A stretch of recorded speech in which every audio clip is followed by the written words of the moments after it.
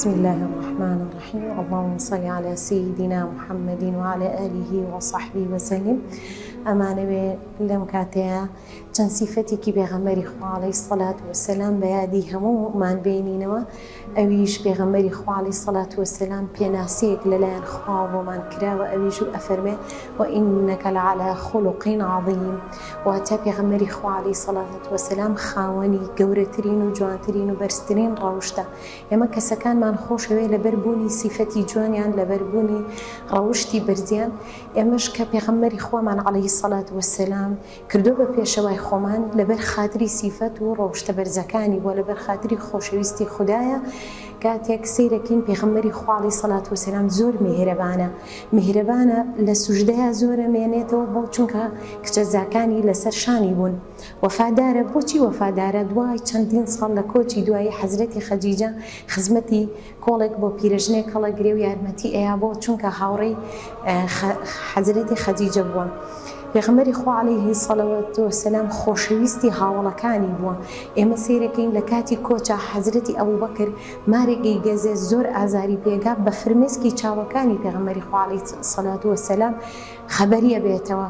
هیچ جوڵەیەک ناکات لەبەر خۆشەویستی بۆ پێغەمبەری خوا عەلەیهی سەڵات وسەلام. پێغەمبەرگیان ئەفەرمێ ئەنا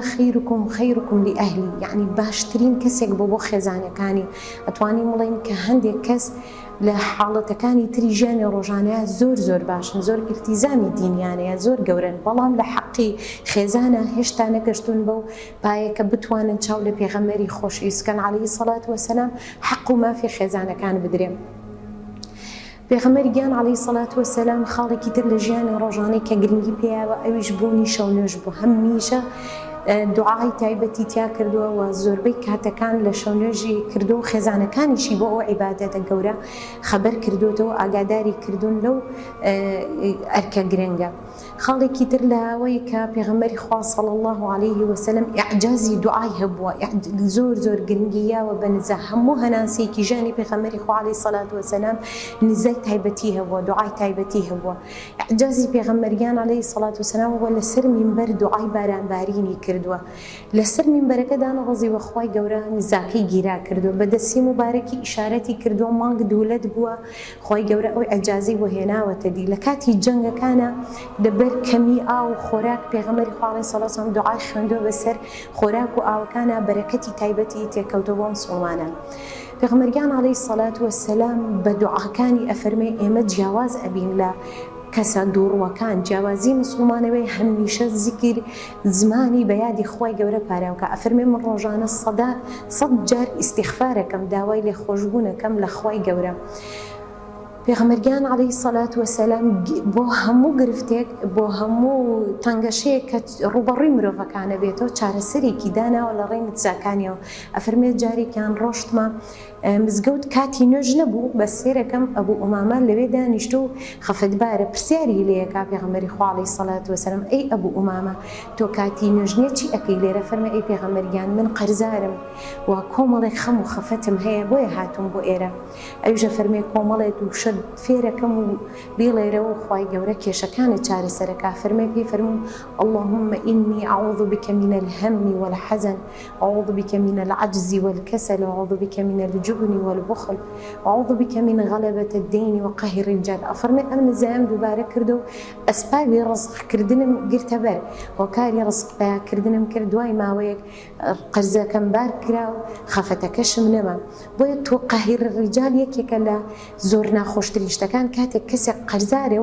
تو ڕەبوونی پیاوی بەرامبەر ڕوویتێکە. ئەمانە هەموو شتانێکن کە ئینسان بێتاقەتەکە بۆیە پێغەمبەری خوا صلی الله علیه و سلم بە نزاکان کە بەیانی ئێوارە تۆ سێ جاری خوێنی بە دوورە بی لەو کێشە و گرفتانە ئینشاءالله.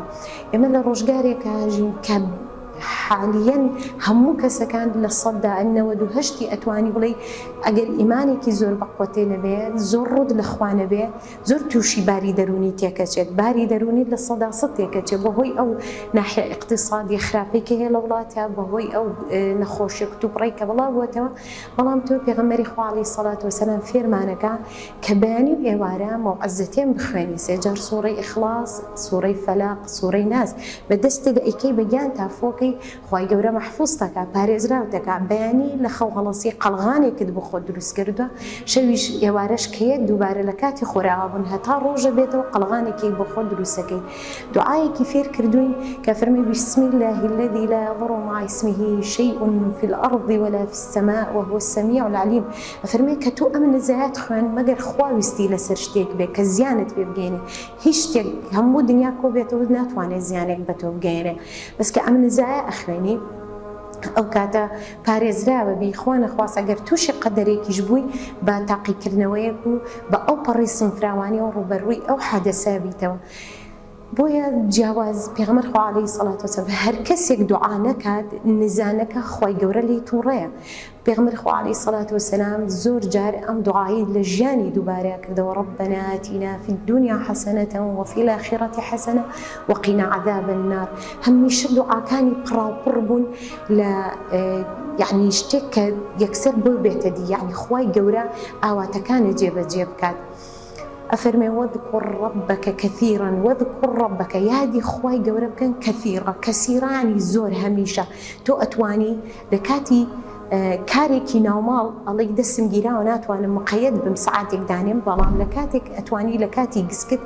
استیغفار دیاریکەی لە کاتی حاجەشنت سەڵەوات دیاری بکەی هەمیشە ئەو کاتە زمانت بە یادی خوای گەورە پاراوە ومێ دەکەم خوای گەورە هەمیشە زمانمان بە یادی خۆی و بە خۆشەویستی محەبەتی پێغەمبەر صلی الله علیه و سلم دڵمان ڕۆشنکە و ئاخری دعوانا الحمد لله رب العالمين والصلاة والسلام على نبينا محمد وصحبه وسلم